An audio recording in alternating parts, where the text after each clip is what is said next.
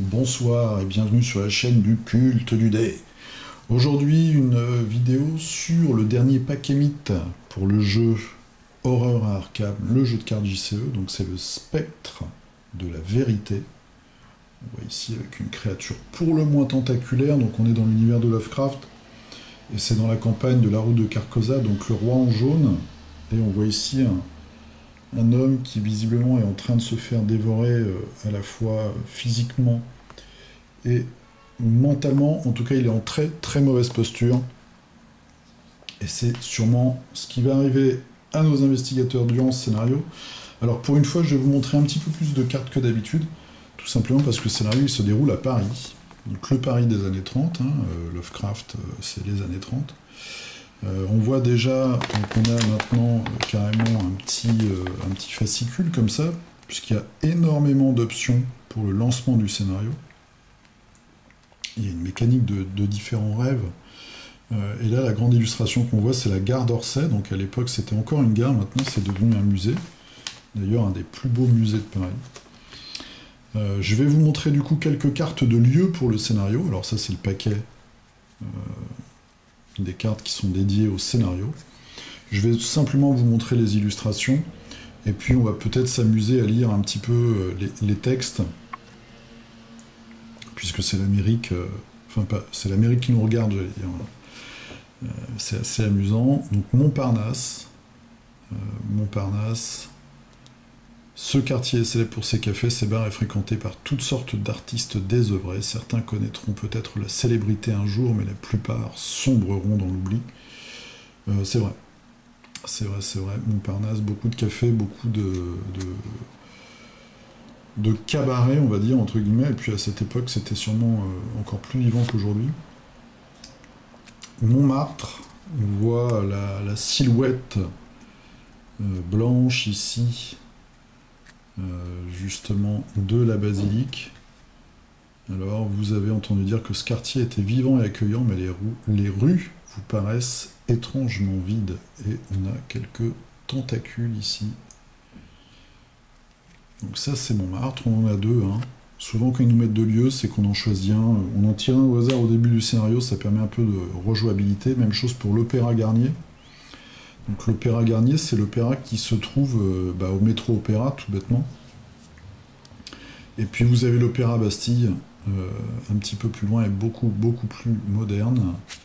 Donc l'Opéra Garnier qui est beaucoup plus petit, mais qui est très très beau. Vous pouvez visiter d'ailleurs le dimanche. Chef-d'œuvre architectural, patati patala. Et d'ailleurs, si ça vous intéresse, vous avez une très belle maquette de l'Opéra Garnier qui se trouve justement au musée d'Orsay. C'est une maquette d'architecte en coupe, et vous voyez tout ce qu'il y a à l'intérieur, donc tous les endroits où on cache les décors. Moi j'ai eu la chance de visiter avec une personne qui travaillait là-bas l'Opéra Bastille, et on ne se rend pas compte, mais un opéra c'est énorme. Il y a une telle machinerie que c'est vraiment c'est très très intéressant à visiter. Donc là aussi on en a deux. Ensuite nous avons la gare d'Orsay. Donc là on a qu'un. C'est l'illustration de tout à l'heure, construite en 1900. Cette gare fut la première du monde à n'utiliser que des trains électriques. Bah ça je le savais pas du tout. Très beau musée de nos jours. Le Père-Lachaise, c'est tout simplement le plus grand espace vert intramuros de Paris.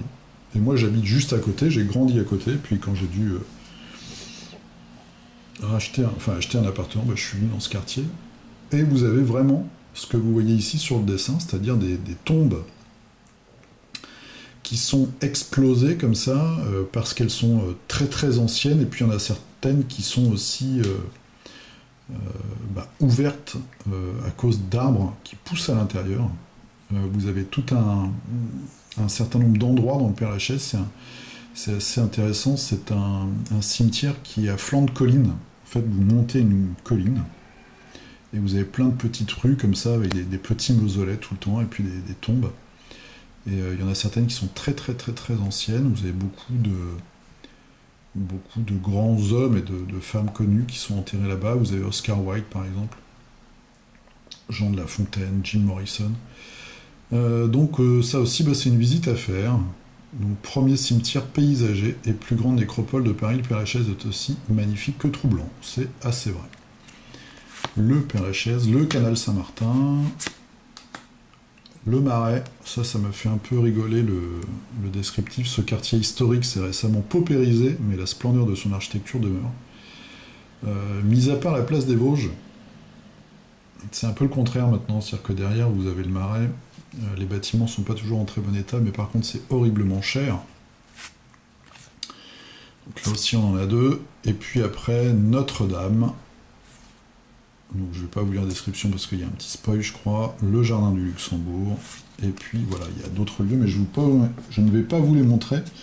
Là c'était simplement pour bien vous faire voir par l'exemple qu'en fait ce scénario se déroule à Paris. Alors pour les cartes maintenant, on va aller à l'essentiel.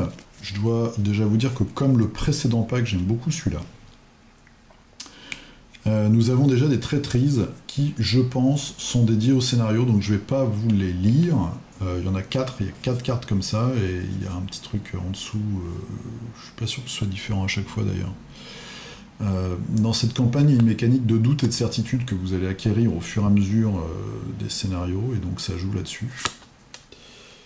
Mais ça, je ne vais pas vous en dire plus. Alors, on va commencer par les survivants. On va faire comme ça d'ailleurs. Hop. Donc, survivants, première chose, on se reverra en enfer. Donc, avec un investigateur qui allume son briquet, on voit, on a sûrement un bidon d'essence derrière, et puis on a un migot. Je pense que c'est un migot, ça c'est les créatures de Lovecraft qui s'amusent à mettre les cerveaux humains dans des bouteilles. Ça coûte 0, c'est une carte, paradoxalement, vous allez le voir, de début de deck. Chaque ennemi non élite engagé avec vous est vaincu. Ça c'est pas mal. Vous êtes vaincu, ça c'est moins bien. Vous subissez un traumatisme physique, c'est encore moins bien. Cette attaque ne provoque pas d'attaque d'opportunité sur votre cadavre, tant mieux. Voilà, alors on a au fur et à mesure de l'évolution du jeu des gardiens qui deviennent des tanks, et maintenant ils sont tellement tanky qu'ils deviennent même suicidaires, ils se sacrifient carrément, pour l'équipe.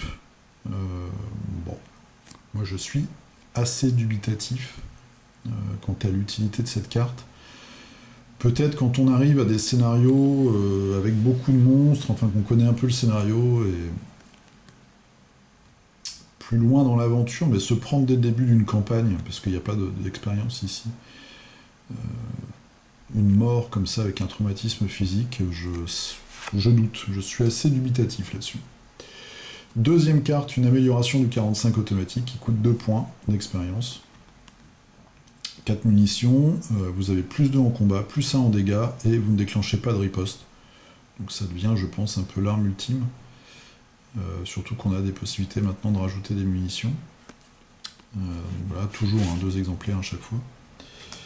Donc une assez bonne carte pour les chercheurs. Donc nous avons cette carte-là que j'aime beaucoup.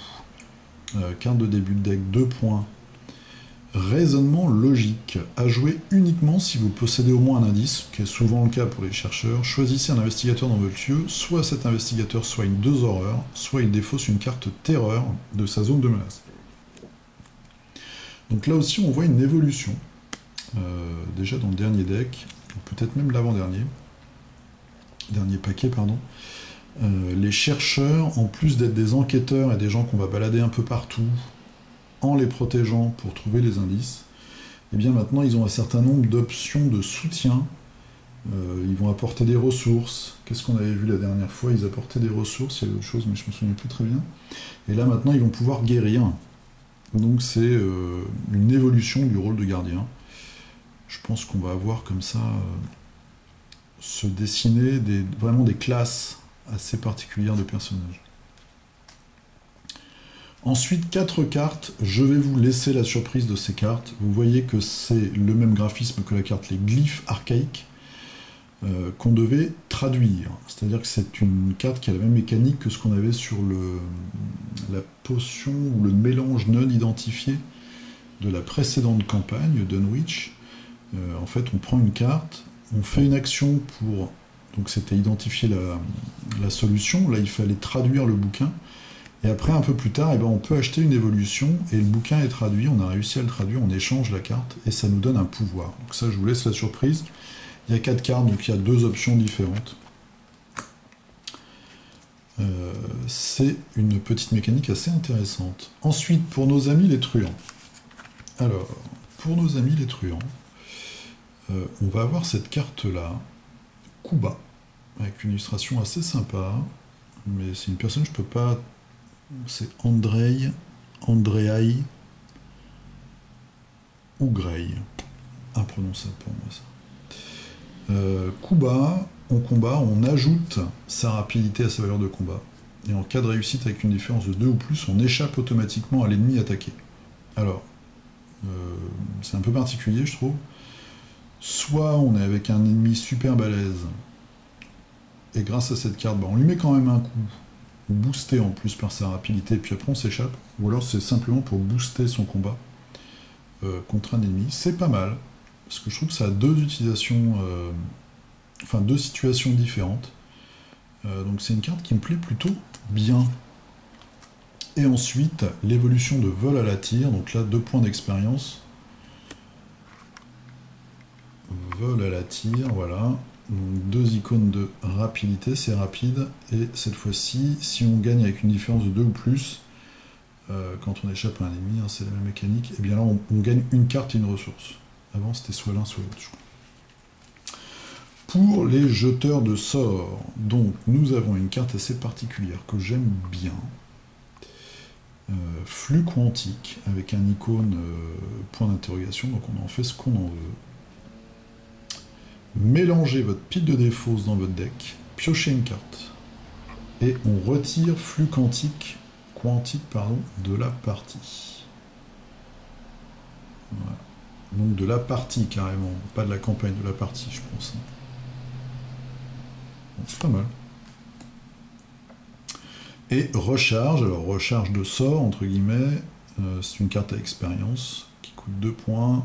Choisissez un soutien sort ou relique contrôlé par un investigateur dans votre lieu et révélez un pion KO. Pris au hasard évidemment dans la réserve. Si vous révélez un pion spécial, on défausse le soutien, donc le sort ou la relique choisie. Sinon, on gagne 3 charges.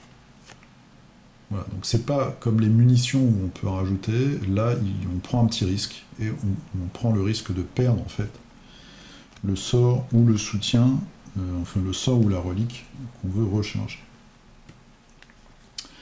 Et enfin, pour les survivants, alors un personnage de départ que je trouve assez particulier, je pense qu'elle a une identité secrète, c'est Madame Labranche. Madame Labranche, c'est une mystérieuse bienfaitrice, donc une vieille dame dans son petit appartement.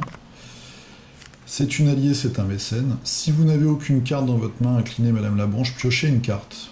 Bon, quand on arrive à un moment où on n'a plus de carte du tout dans la main, c'est assez moche. Si vous n'avez aucune ressource, inclinez Madame Labranche, gagnez une ressource. Bon, ok. Mais surtout, c'est qu'elle coûte 2, et c'est un allié qui a 2 points de santé mentale et 2 points de physique. Je trouve que rien que pour ça, elle est valable. Après, c'est une petite assurance vie. Si jamais on a des ressources à 0, moi je joue pas trop là-dessus, mais je crois qu'il y a maintenant un certain nombre de cartes en survivant qui nous donne, il y a une carte là avec un mec qui ressemblait un peu au Rednecks flippant dans Délivrance. Je sais plus comment elle s'appelle cette carte. On voit un mec devant sa maison avec un fusil. Je crois que pour la déclencher, il faut pas avoir de ressources, il faut être à 0 ressources. Donc j'ai l'impression que là aussi on a une espèce de classe qui se dessine, en tout cas un archétype, où on va essayer de jouer sur le fait de ne pas avoir de ressources. Qui du coup, merci les voisins, quand on est un survivant, est assez logique en fait, parce qu'on a quand même des personnages qui sont des clochards, avec son chien, la petite orpheline, même le fossoyeur, donc c'est quand même des gens qui ne sont pas forcément fortunés. Donc tout ça se tient assez bien, je trouve.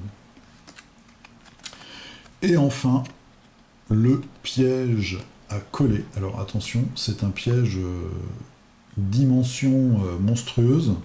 Hein, on voit un énorme tronc d'arbre. En tout cas, on a l'impression qu'il est énorme au-dessus au-dessus d'un petit endroit avec un câble en fait qui passe.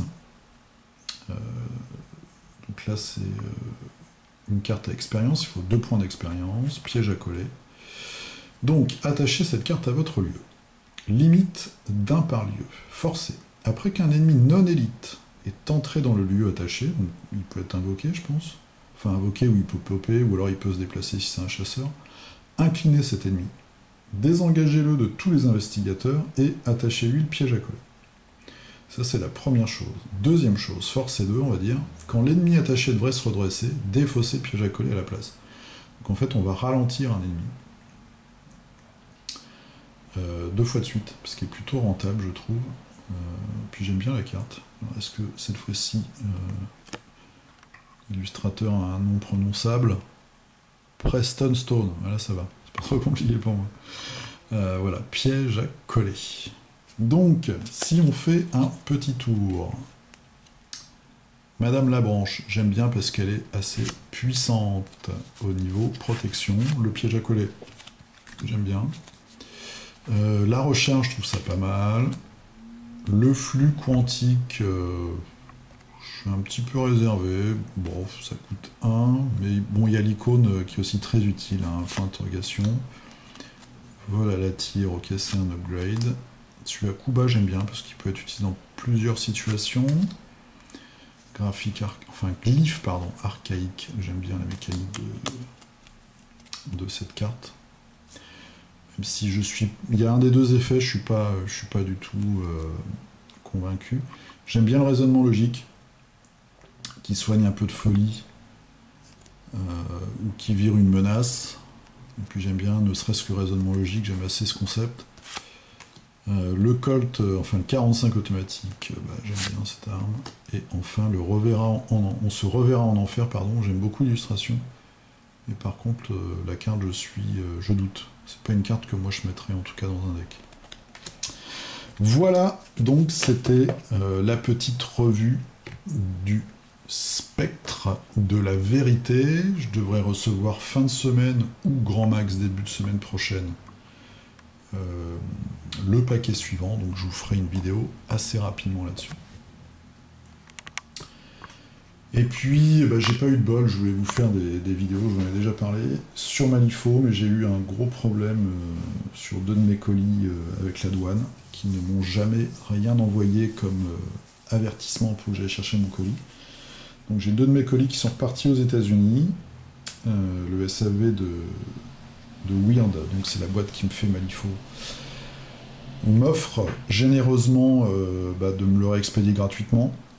Par contre, les gens de chez Kingdom Death, eux, ils me font payer 2 fois, donc je sais pas si je vais honorer la commande, on verra bien. En tout cas, j'ai pas eu trop de bol. Mais je fais mes petites peintures et bientôt je pourrai vous faire des vidéos sur les super-héros de DC Universe. Et puis je vous parlerai aussi... Tiens, je vais vous montrer ça, parce que c'est pas du Lovecraft, mais voilà, j'ai fait la maison que je vous avais montrée dans le dernier figurinistique.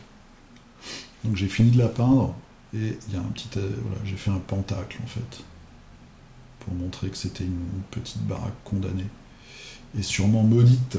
Voilà. Bon, je vous dis à la prochaine. Jouez bien, portez-vous bien, et puis à très bientôt. Salut!